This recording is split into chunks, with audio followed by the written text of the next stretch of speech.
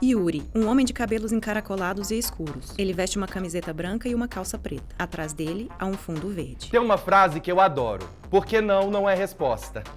Ela cabe em tantas situações, desde a clássica resposta da criança para um adulto sem paciência, até o questionamento de uma posição de conformismo. Eu sou Yuri Vaz e este é o Escola na Real. Nesse episódio, Nara Bueno bate um papo com o professor Luiz Dourado sobre educação pública e carreira docente. Dourado tem atuação reconhecida de pesquisa e de contribuição na formulação de políticas educacionais. E o que a frase que eu citei tem a ver com essa conversa? Fica mais que você descobre. Imagens de 3 crianças. Uma delas é cadeirante. 3 adolescentes olham um celular e 2 crianças brincam de bola. Em uma sala de aula, 2 adolescentes e um professor. Imagens dos apresentadores, Lucimar, Nara e Yuri. Escola na Real, escrito em letras brancas sobre um fundo laranja. Mesa redonda com 2 cadeiras. Sentado à esquerda está Nara, à direita, Luiz Dourado. À frente de cada um deles há uma caneca. Ao fundo, no centro, uma TV exibe a logo do programa Escola na Real. Olá! Esse é o podcast Escola na Real. Eu sou Nara Bueno, uma curiosa que hoje vai curiar com o professor Luiz Dourado. Ele é professor emérito na educação aqui na UFG e também presidente da ANPAE, Associação Nacional de Política e Administração da Educação. Olá, professor, seja bem-vindo. É uma alegria estar participando deste programa, é uma alegria estar com você nessa tarde. A alegria é nossa, tenho certeza. E para quem está nos acompanhando, eu costumo brincar que eu poderia fazer uma descrição aqui do seu currículo Lattes, que aliás nós ficaríamos muito tempo aqui conversando sobre o currículo Lattes do professor. Mas eu vou fazer o Lattes que não mordes. Você, na verdade, professor, eu queria que você descrevesse um pouco a sua trajetória acadêmica, com o que você gostaria que quem nos acompanha destacasse e observasse. Então, fique à vontade para se apresentar essa sua trajetória acadêmica, por favor. Eu sou professor nessa universidade, há mais de 30 anos, sou professor titular e também emérito, o que é uma perspectiva que me honra muito de fazer parte dessa construção político-pedagógica na universidade. Atuo na Faculdade de Educação, especialmente na pós-graduação, e minha área de atuação é políticas educacionais. E atualmente, como você destacou, estou presidente da Associação Nacional de Política e Administração da Educação, que é uma associação muito ligada às políticas educacionais e particularmente à gestão educacional. Excelente. Nara, mulher de professor, cabelos lisos antes da na gente altura dos começar ombros. mesmo a falar sobre política educacional, eu queria te fazer algumas perguntas básicas que a gente faz para todo entrevistado aqui. A primeira delas é, por que você se tornou professor? Luiz Dourado, Essa é uma pergunta homem de óculos e interessante. barba Eu acho que branca. a minha história profissional, eu venho das ciências sociais, enquanto estudante do bacharelado e da licenciatura em ciências sociais, eu fui monitor de sociologia da educação. E o exercício da monitoria me aproximou da docência. E logo depois, terminando, indo para a pós-graduação, eu retorno para a universidade. Então, acho que tem uma relação muito direta com essa experiência da monitoria, com a vivência na iniciação científica, e depois com a perspectiva mesmo de vida acadêmica, articulando a ensino, pesquisa e extensão. Então, eu acho que nasci professor, e ao longo da minha trajetória fui agregando algumas questões, alguns aprendizados, e penso que estou no lugar certo. E você tem alguma professora, algum professor, que não só na graduação ou na pós-graduação, que tenha te marcado? Olha, são vários professores e professoras, eu diria, desde o ensino fundamental, quer dizer, desde a educação básica, alguns exemplos de profissionais da educação, também na educação superior, mas eu diria particularmente que a atividade de monitoria foi um grande diferencial na minha trajetória acadêmica. O fato de estar lado a lado com um colega professor, vivenciando já os desafios da docência, obviamente sobre a ótica discente. Então, acho que essa foi uma marca muito importante, que foi uma professora de Sociologia da Educação. Que beleza! E qual é o nome? Arlene. Arlene. Nossa colega aqui da Universidade Federal de Goiás. Que maravilha! Mas Caneca também, Maria Tereza Canezin, quer dizer, também da Sociologia. Então, foram vivências, em momentos diferenciados, mas marcantes para essa opção docente. A precarização da escola pública professor, e da carreira agora docente. Já entrando mais no nosso tema de debate de hoje, Eu sei que você coordenou um projeto grande de pesquisa que avaliou metas do Plano Nacional de Educação, isso em 2010 a 2014, aliás, 2001 a 2010. E aí o senhor contribuiu, então, também para o plano, esse mesmo Plano Nacional de Educação, entre 2014 para 2024. Eu queria saber agora uma série de perguntas, então vamos lá mergulhar nesse tema, que é a primeira delas. Quais metas que o senhor achou que foram mais difíceis de ser cumpridas? E a segunda é, dentro dessas metas difíceis, espinhosas, qual que a gente está se saindo bem? Acho que são questões importantes e é preciso dizer que eu coordenei 2 projetos, um relativo ao PNE 2001-2010, né, e outro relativo ao PNE 2014. E ao longo disso participei também das conferências nacionais de educação, né, que tiveram uma contribuição inestimável, sobretudo envolvendo a participação da sociedade civil na construção do Plano Nacional de Educação. Bom, vejamos bem, nós tivemos o plano aprovado, a Lei 13.005 de 2014, né, com 20 metas para o Plano Nacional de Educação. Essa lei tinha vigência até 2024 e foi prorrogada até dezembro de 2025. Né? Então, eu começaria dizendo que nós tivemos, sim, alguns avanços nessa perspectiva, né? Particularmente no tocante, por exemplo, à titulação de mestres e doutores. Né? Na meta específica de titulação de mestres e doutores, nós atingimos a meta. Também no tocante à formação pós-graduada de profissionais da educação básica, para dar aí 2 exemplos.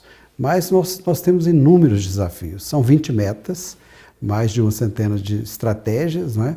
E uma questão que é fundamental para a realidade brasileira não foi efetivada, qual seja a meta 20, a meta do financiamento. Né? Não existe financiamento, não existe uma organização da educação nacional e, portanto, um movimento que permita resolver ou pelo menos minorar as disparidades, as desigualdades que nós temos no campo educacional sem recurso. Recurso é vital. Como a meta 20, que era do financiamento, chegarmos até o final do decênio, portanto era 24, agora 25, com 10% do PIB para a educação nacional, nós chegamos um pouco mais da metade, 5,2, 5,3. E isso prejudicou um conjunto de metas. Eu diria que talvez, assim, de maneira muito central, eu destacaria a meta da universalização da educação básica obrigatória, envolvendo pré-escolar, ensino fundamental e ensino médio. Quer dizer, a emenda constitucional 59 de 2009, né, ela ampliou a educação obrigatória no Brasil, saindo de uma educação focalizada no ensino fundamental para uma educação de 4 a 17 anos. E lá em 2009, a emenda à Constituição previa que nós pudéssemos universalizar essa educação obrigatória até 2016.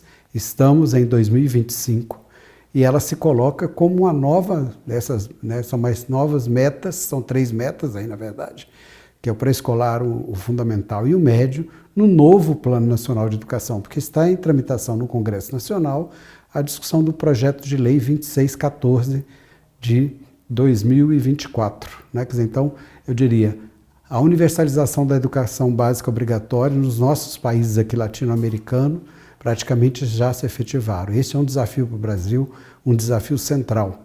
Aí penso que o novo plano terá que ter como grande eixo novamente o financiamento, né, e esse atendimento. Mas, além disso, nós temos desafios com a educação quilombola, a educação do campo, etc, etc. São múltiplos os desafios, né? E é importante dizer que nós temos desafios na educação básica e na educação superior.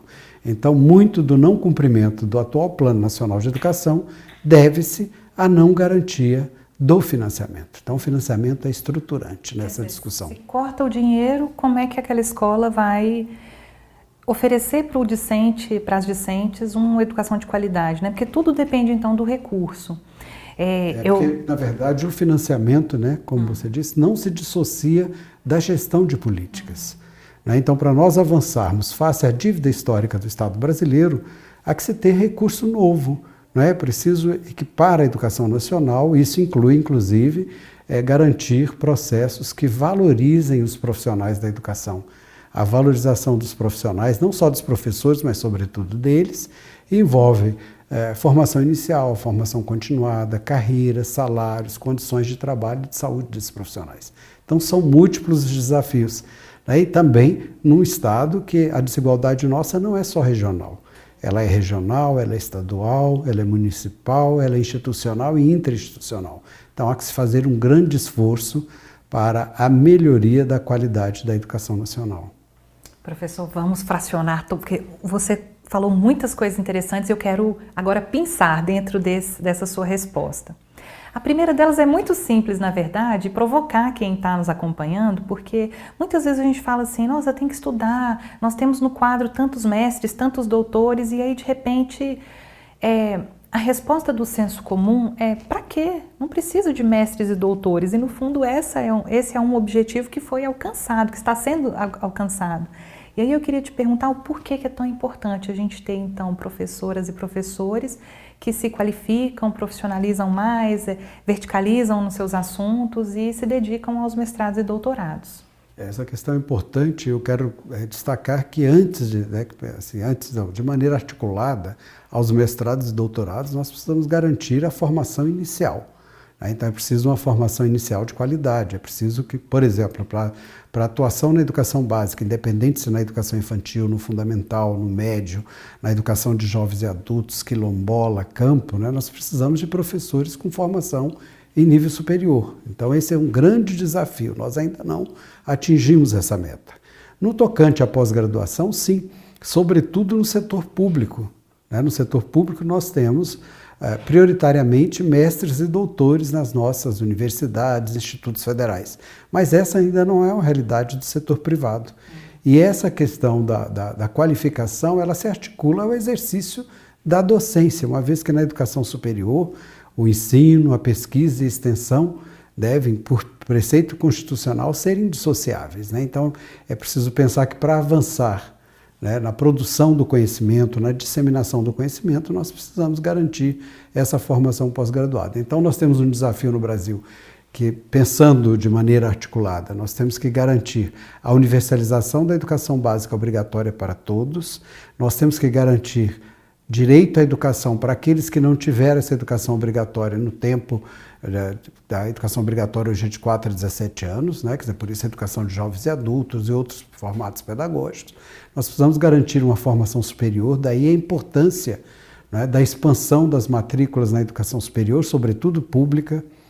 Esse é um esforço do Estado brasileiro e, aliado a isso, nós temos que ter uma pós-graduação consistente, porque tem a ver com os desafios de inovação, de tecnologia, de pensar a ciência, quer dizer, como um elemento vital nessa constituição de um sujeito histórico, um cidadão.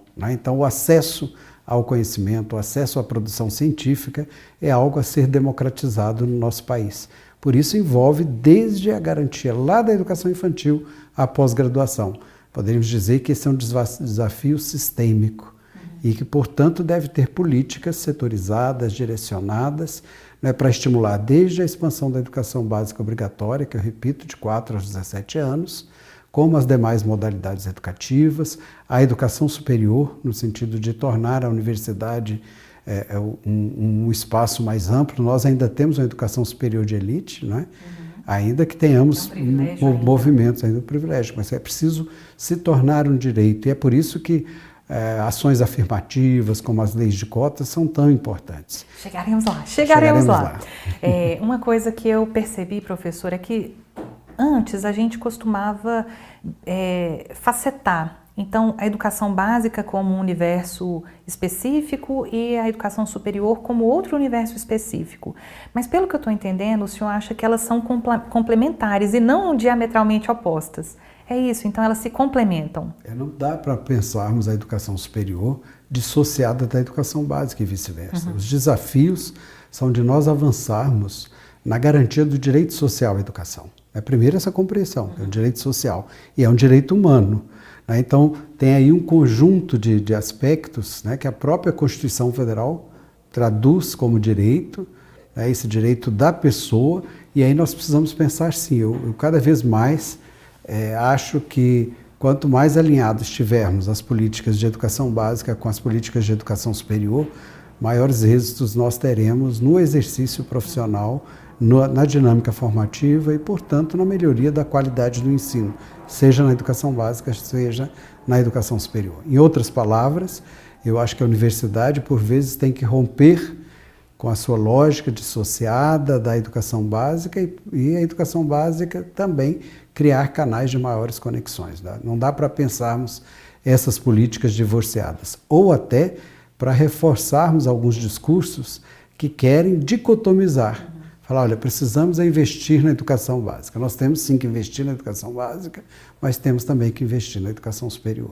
É um ciclo, então, né? Uma coisa não vive sem a outra. A gente tem que regar e essa árvore, ela se firma melhor se tivermos esse ciclo de educação básica e ensino superior. Educação básica e ensino superior. Nós estamos falando de uma formação para a cidadania, né? E não somente para o trabalho, no sentido estrito. Então, são questões aí que se articulam nesse horizonte da formação humana, que é fundamental. Nós vamos retomar ainda esse pensamento do senhor da cidadania. Mas antes disso, eu queria perguntar, porque a gente teve na última década uma expansão das universidades e do ensino superior. Então, eu queria que o senhor fizesse uma avaliação. Como o senhor avalia essa expansão que houve na última década de ensino superior no Brasil? Olha, eu sou alguém muito ligado à expansão e à interiorização, né? Já vivenciei aqui na universidade a expansão, tendo participado da expansão da UFG em Jataí, que hoje é uma universidade. Também participei em Catalão, que é outra universidade. E eu vejo o REUNE, particularmente o REUNE, que foi um projeto para as universidades federais, como absolutamente necessário. Esta universidade, a UFG, duplicou de tamanho, mas duplicou também a sua possibilidade de articulação com a sociedade, né? Então isso é extremamente importante. E interiorizou as suas ações, a ponto de hoje em Goiás nós termos 3 universidades federais. Há 2 décadas atrás nós tínhamos somente a UFG. Quer dizer, essas 2 universidades foram criadas agora, na última década. Então isso é resultado de uma política pública.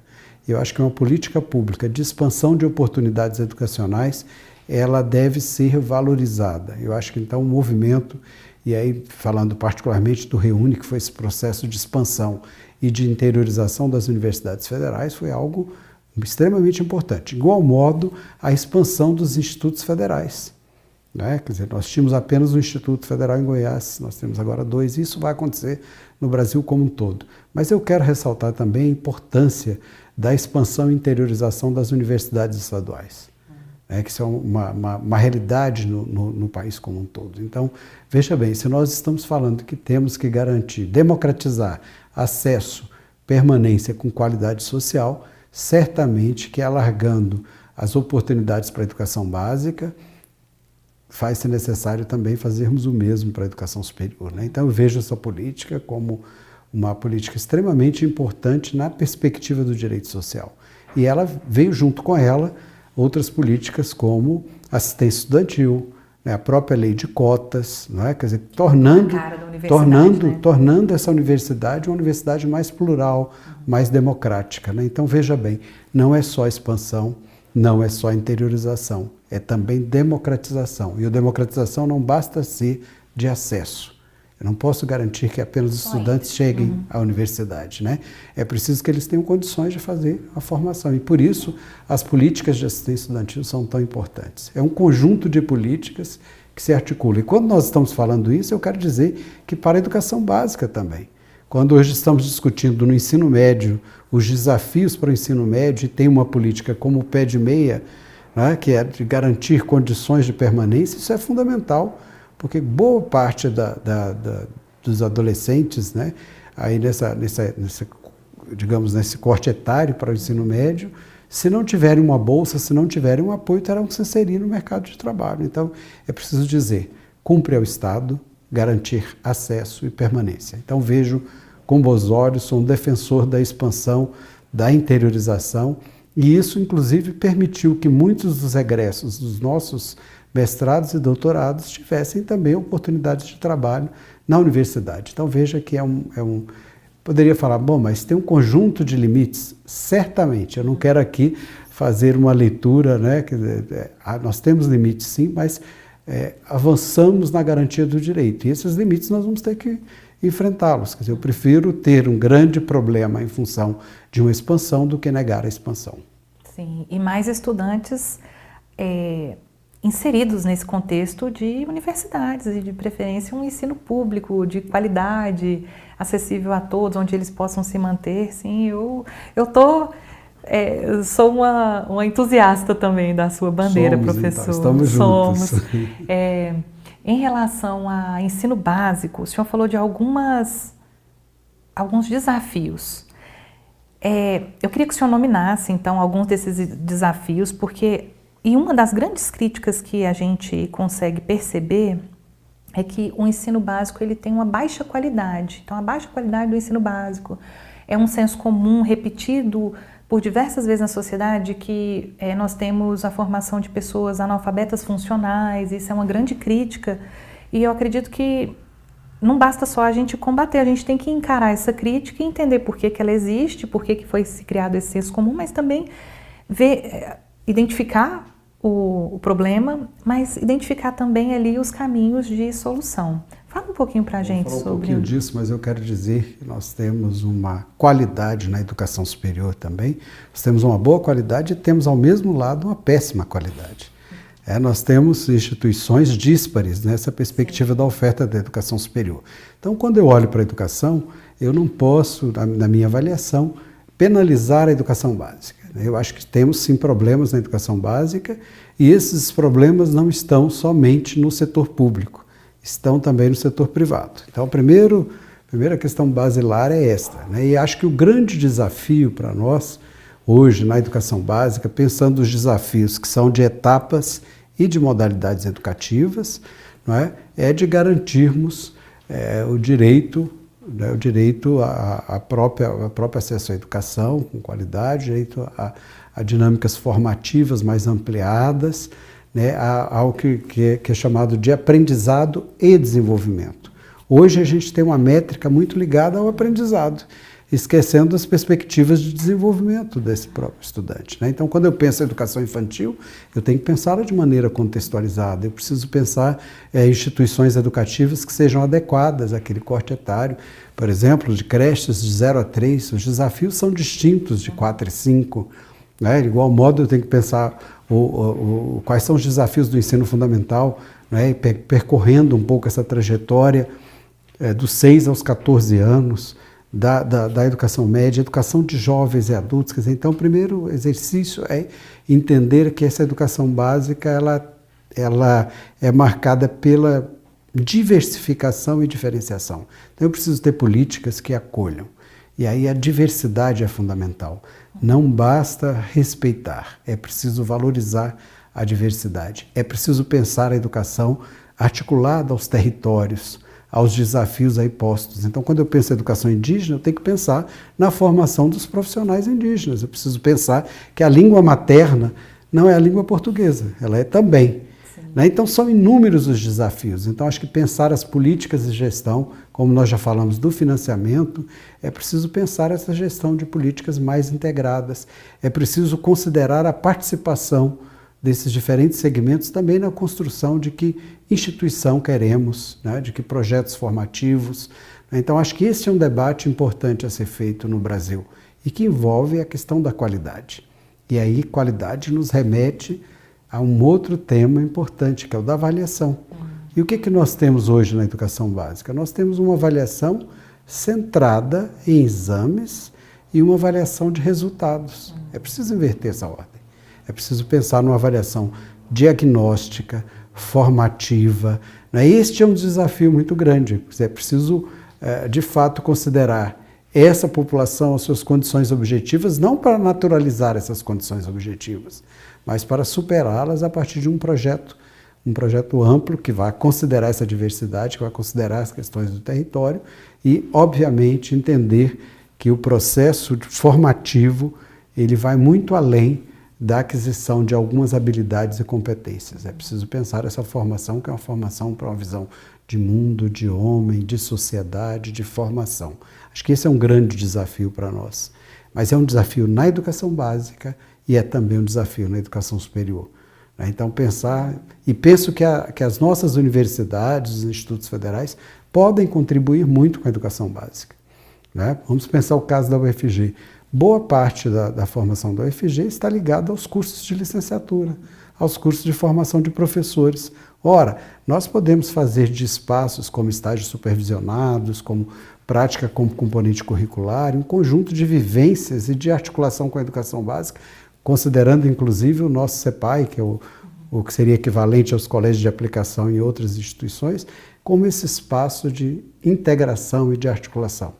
Eu diria que uma parte dos desafios postos hoje para a educação básica podem ser cuidados, articulados aos desafios também da política de formação de profissionais do magistério na educação superior.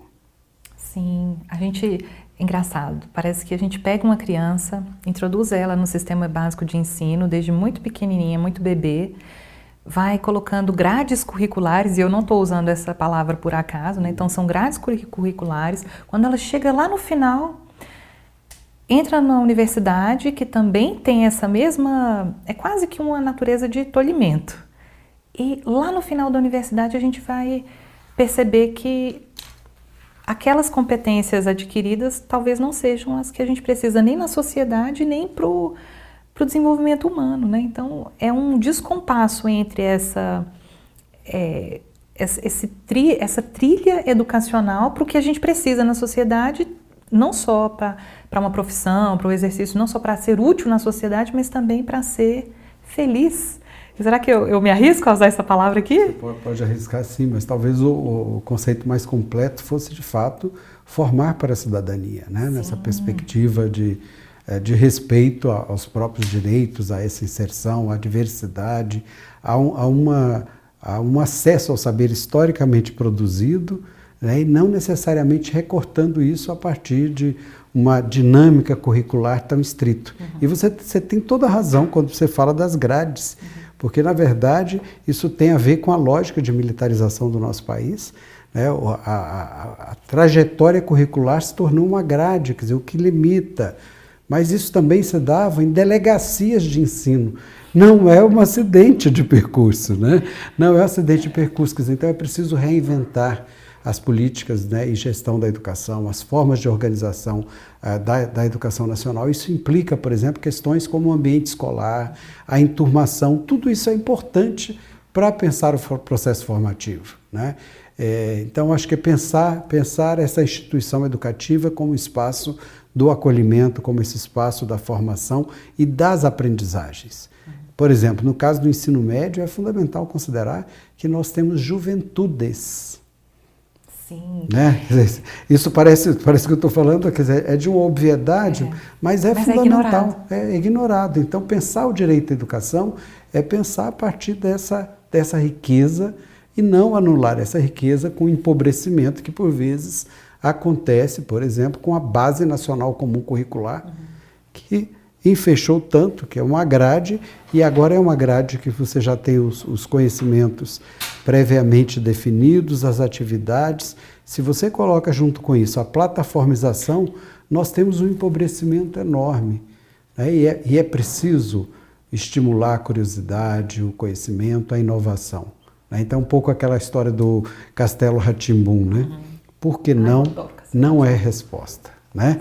Ou seja, o exercício da investigação, do questionamento, ele deve ocorrer nas instituições educativas, da educação infantil à pós-graduação. Acho que esse é um novo olhar, né? E isso deve, a meu ver, ter repercussão na forma de organização das escolas, na prática pedagógica, né? No conhecimento e na consideração, como eu disse, a questão dos territórios, mas não é simplesmente a questão dos territórios, é como isso vai impactar questões que estão articuladas nesse processo formativo, como a alimentação escolar, né? Então, por aí vai. Então, assim, as coisas precisam ser mais integradas. E eu diria mais, para nós avançarmos na democratização do direito à educação, acesso, permanência com qualidade, nós temos que estabelecer políticas intersetoriais.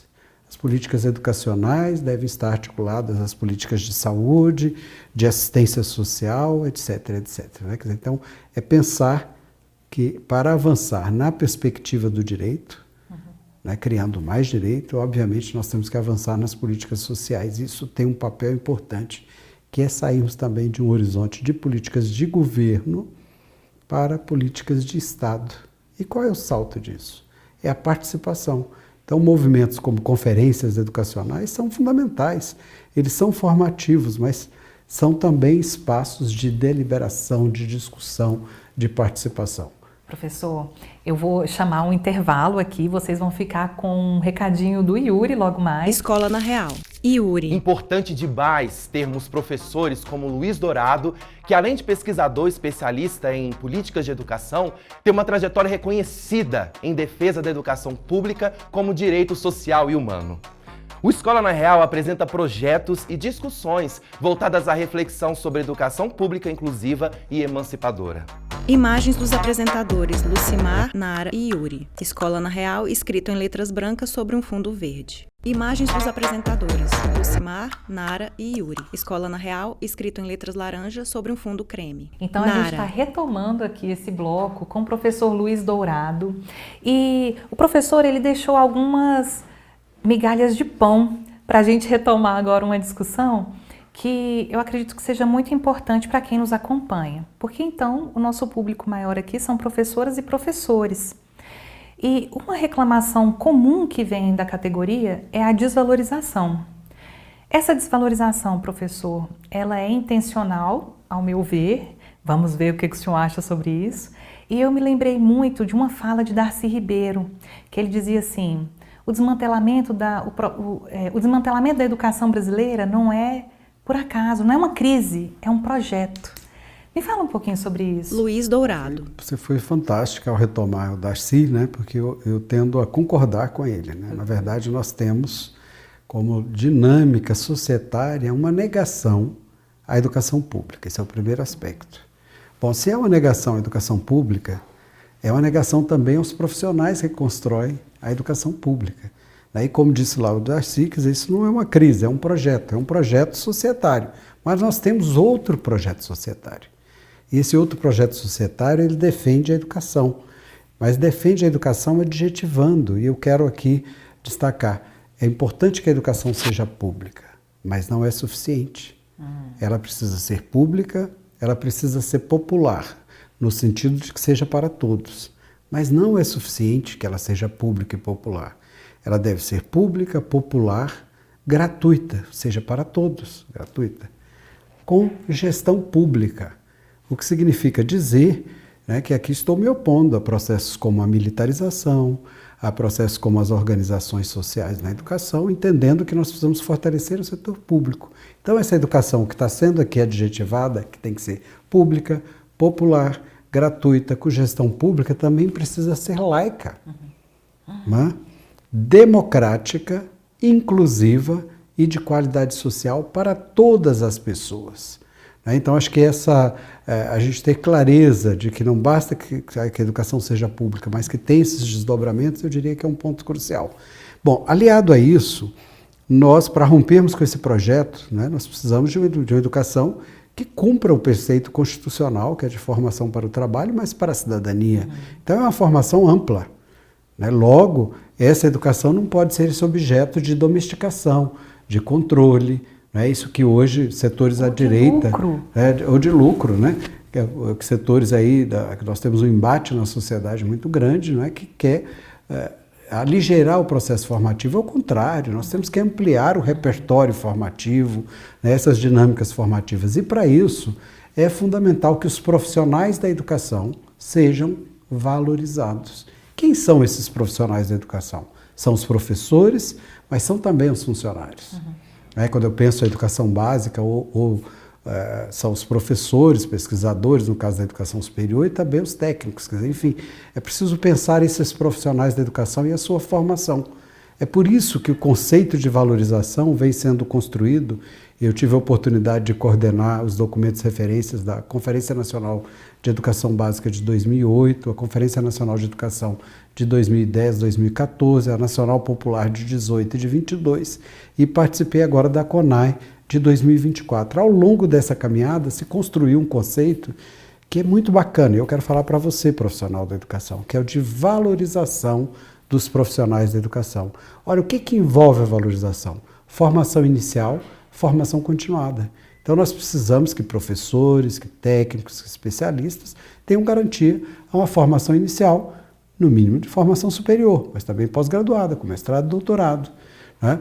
Então, aí nós já estamos saindo da formação inicial e indo para a formação continuada. Mas é preciso também políticas atinentes aos salários. Então, formação inicial, formação continuada, salários, e aí o piso salarial nacional foi uma conquista da categoria. Mas como não houve, não ocorreu de maneira generalizada planos de carreira, o que acabou acontecendo? O piso virou teto. O salário achatou e achatou a questão da carreira. Então, veja, olha que conceito bacana. Formação inicial, formação continuada, salários. E agora vem um outro aspecto fundamental, condições de trabalho.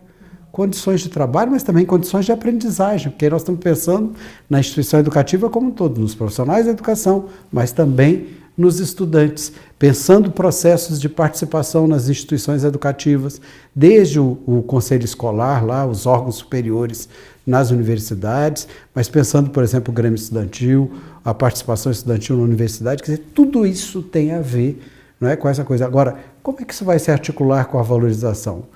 Eu preciso, então, preciso garantir para os profissionais da educação formação inicial, formação continuada, carreira, salário, condições de trabalho e de saúde. A precarização da escola pública a carreira e da docente, carreira docente. Né, que tem sido a mais estudada, nós temos ainda poucos estudos sobre os funcionários, tem identificado um conjunto de doenças, o chamado burnout, né, nessa atividade profissional. Então é preciso pensar nessas condições de trabalho.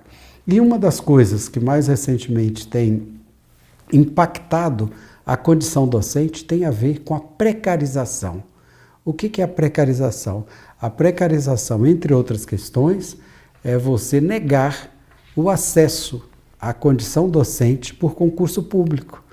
Nós temos hoje redes estaduais e municipais, né? Por exemplo, nós temos redes estaduais, sistemas estaduais em que mais de 70% dos professores são precarizados, né? São professores que recebem apenas pela hora aula dada, e isso impacta o processo pedagógico. Então é preciso dizer que a carreira docente é fundamental, o piso, né? E é preciso que o piso se articule à carreira e que, portanto, o professor tenha esse estímulo na carreira, mas as suas condições laborais também. Como você tem uma avaliação que vem de fora para dentro e que pressiona esse profissional, aí uma dinâmica curricular que negligencia o trabalho desse professor, você tem autonomia docente cada vez mais questionada, né? Há um empobrecimento na sua relação de trabalho. Então, eu achei muito bacana, né, você chamar a atenção para esse ponto, porque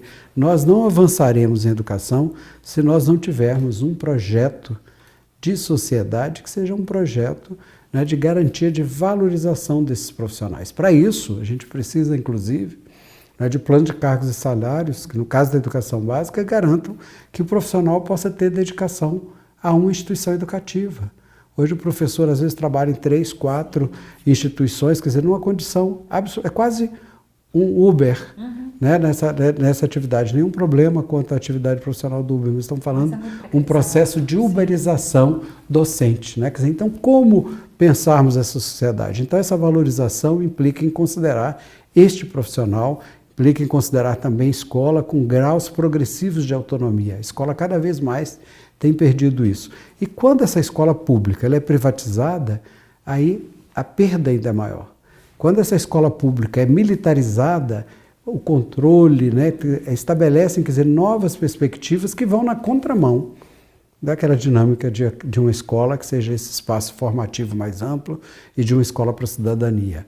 Então, a formação e a valorização profissional é fundamental.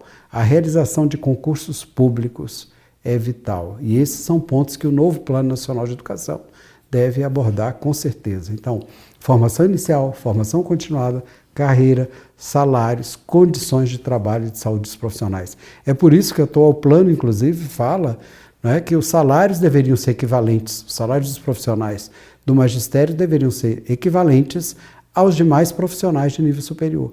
Este é um grande desafio e é uma das das metas do Plano Nacional de Educação que não se cumpriu, mas que se coloca para nós para ir para frente, né, para pensarmos isso. Então são inúmeros os desafios, mas eu quero dizer para você, é possível, né, isso é resultado das nossas lutas, por isso que a participação no sindicato, por isso que a participação nas conferências, por isso que a participação na construção do projeto político-pedagógico da sua instituição educativa, no conselho escolar, é vital. Para mudarmos isso, temos que estar atuantes, né, considerando e valorizando também o nosso trabalho, mas requerendo que políticas públicas sejam feitas. E aí tem uma questão que é basilar.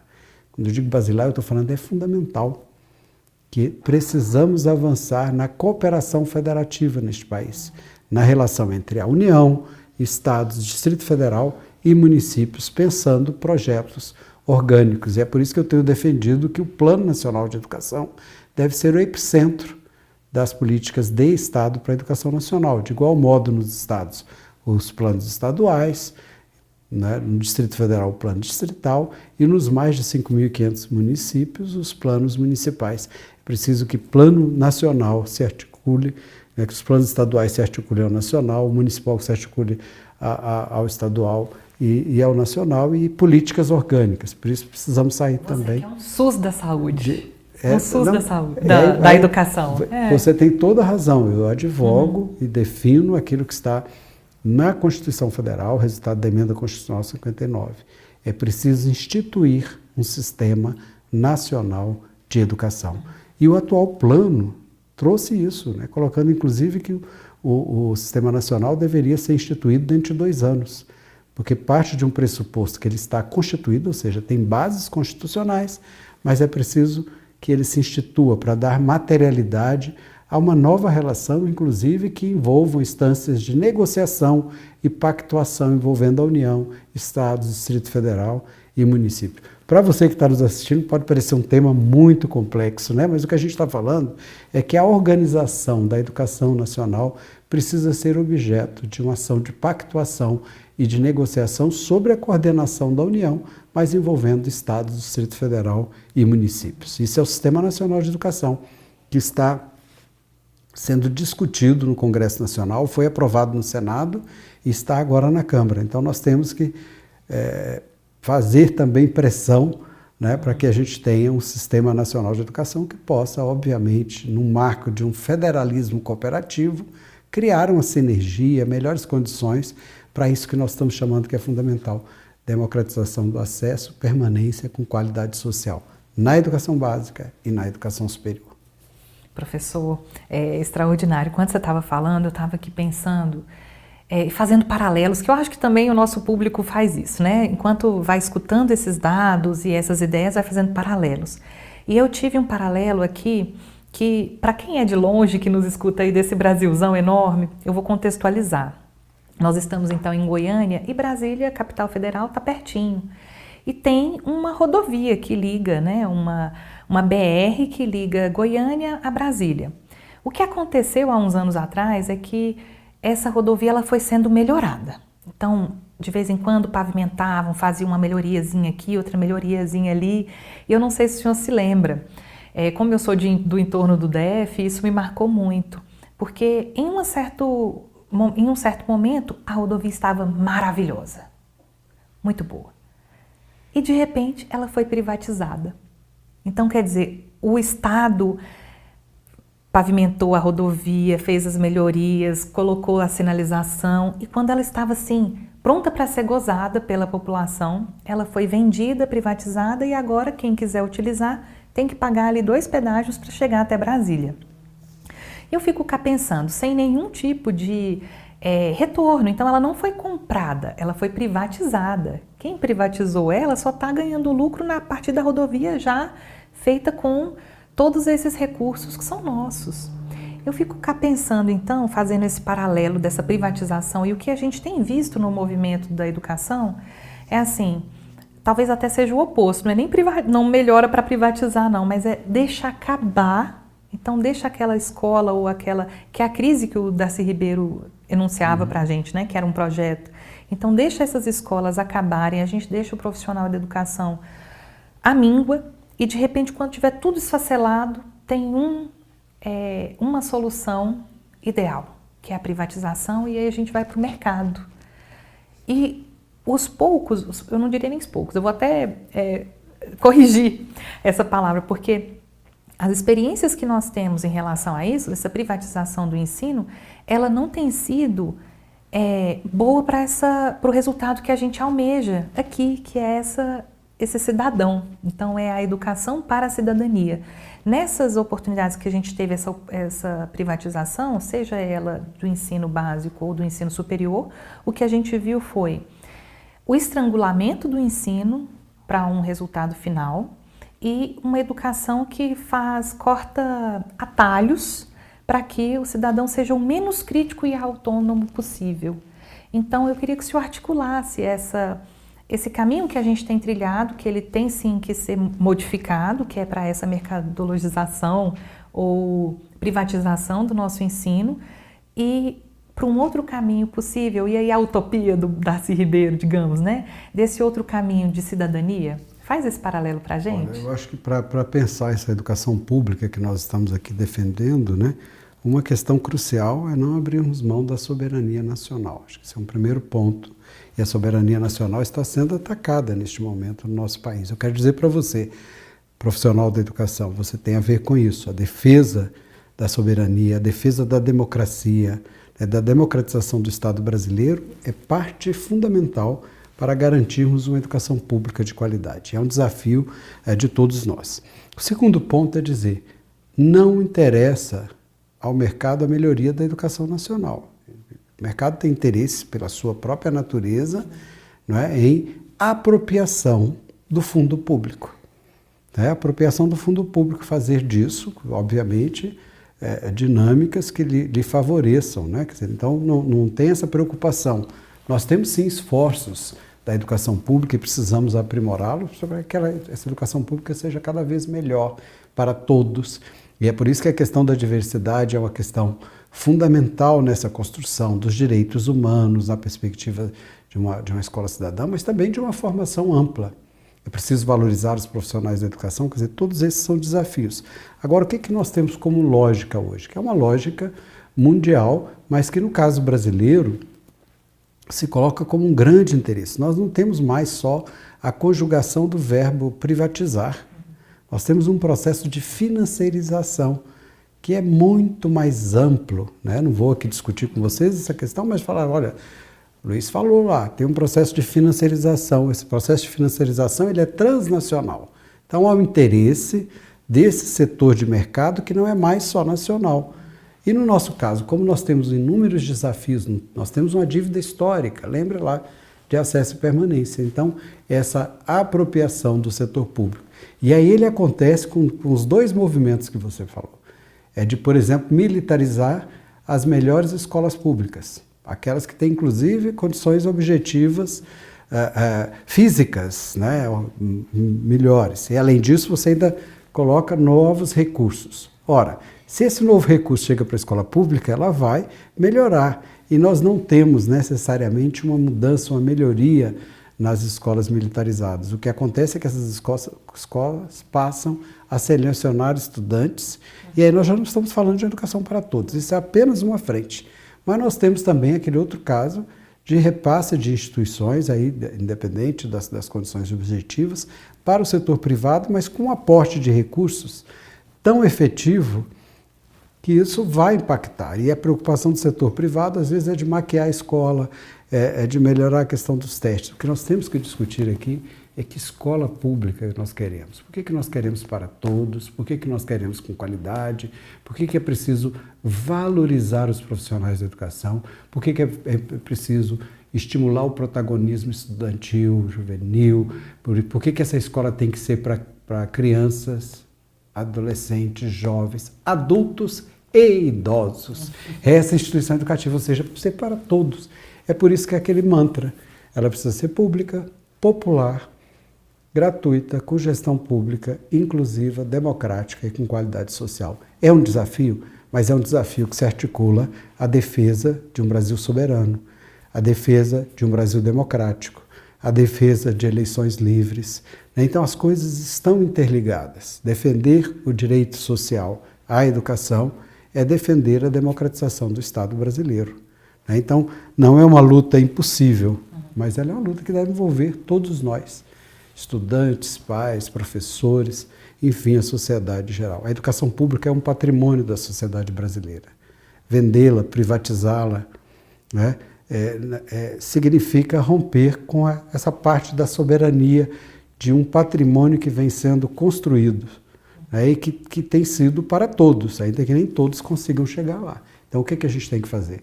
Ampliar esses processos de democratização numa escola que acolha muito mais. Acolha aí as diversidades étnico-raciais, sexuais, etárias, etc, etc. Ou seja, é preciso que essa escola seja esse espaço da inclusão, da democratização e da formação. E essa formação é ampla. É uma formação político-pedagógica, ética e estética. Olha os desafios. E não reduzir essa formação a determinados conteúdos, né, absolutamente esvaziados, por vezes, de sentido. Vejam, nós estamos falando de projetos de disputa, projetos societários. E o Darcy Ribeiro, como você destacou, estava certo. Tem um projeto que nega essa escola, mas tem as nossas lutas que reafirmam que o caminho está nessa garantia de uma educação pública, de educação básica e de educação superior. Que lindeza! Uma boniteza, para fazer uma referência a Paulo Freire aqui, né, da boniteza do mundo. Eu fico esperançosa, sabe, professor, quando eu escuto isso, porque de um lado a gente vê essa realidade dura de fatiamento da escola, fatiamento do Estado e uma venda mesmo, colocando a educação quase não como uma commodity, mas por outro lado tem sim uma boniteza que nos dá esperança desses professores, dessas professoras aí que nos acompanham, que estão na sala de aula, vivendo o dia a dia, mesmo com tantas violências materiais e simbólicas, mas formando cidadãos, e isso é bonito de se ver, né? Então, acho que enche nosso coração de esperança. Encontre mais informações sobre assim, esse projeto em direitoshumanos.ufg.br. Foi rapidinho. E eu vou te pedir só, professor, para o senhor fazer uma fala final, deixar um recadinho aí, né? Muito à vontade, se sinta à vontade para instigar, provocar, deixar esperanças também no coração de quem nos acompanha. Eu acho que você foi muito feliz, né, ao trazer o verbo esperançar, né, e trazer Paulo Freire, né? Então, puxei aqui um texto do Paulo Freire que diz o seguinte: é preciso ter esperança, mas ter esperança do verbo esperançar. Porque tem gente que tem esperança do verbo esperar. E esperança do verbo esperar não é esperança, é espera. Esperançar é se levantar, esperançar é ir atrás, esperançar é construir, esperançar é não desistir. Então, meu convite para você é que não desista da defesa da democracia, não desista da soberania deste país, não desista da defesa das políticas públicas e, particularmente, das políticas educacionais.